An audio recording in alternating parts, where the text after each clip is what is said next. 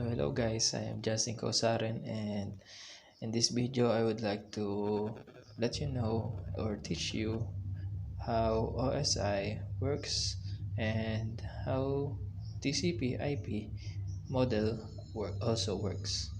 And in this video I would like to present to you also the similarities and differences of each. So guys, let's start. Clap. Go.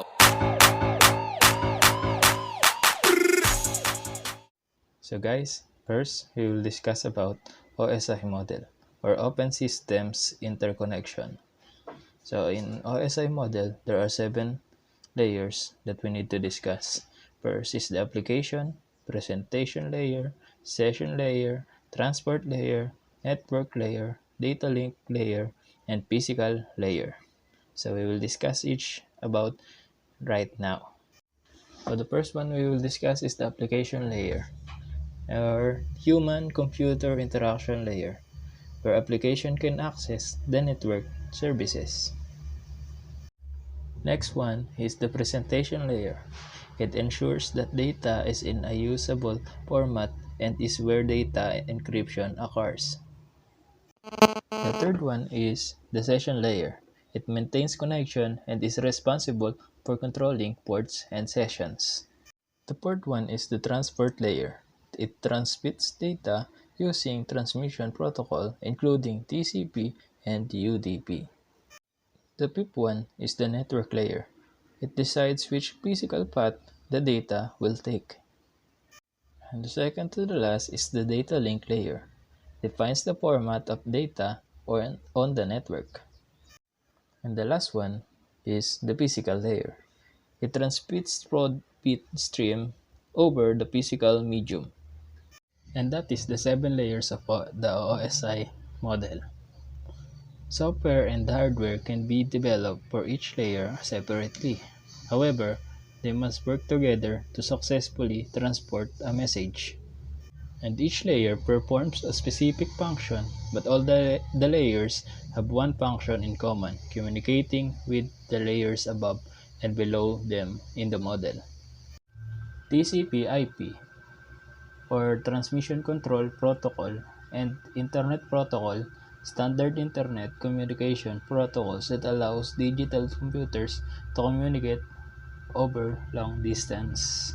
Transmission Control Protocol, Internet Protocol, is a communication architecture used for networking computers and to communicate across the internet. TCP/IP has only 4 layers compared to OSI model who has 7 layers. Application, presentation, and session layer are all in application layer of the TCP/IP. And also, transport is equal to transport, network is equal to network, and data link and physical is equal to network interface only by the TCP/IP.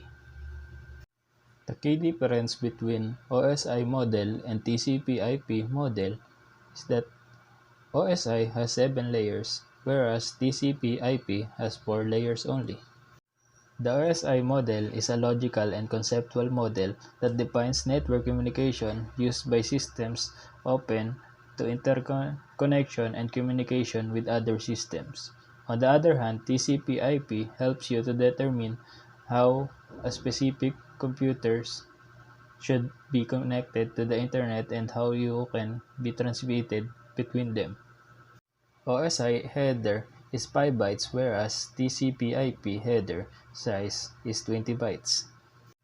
OSI follows a vertical approach, whereas TCP/IP follows a horizontal approach. OSI model, the transport layer, is only connection-oriented, whereas the TCP/IP model is both connection-oriented and connectionless. OSI model helps you to standardize router, switch, motherboard, and other hardware, whereas TCP/IP helps you to establish a connection between different types of computers. Created by Justin Kausaren, Section Z3C.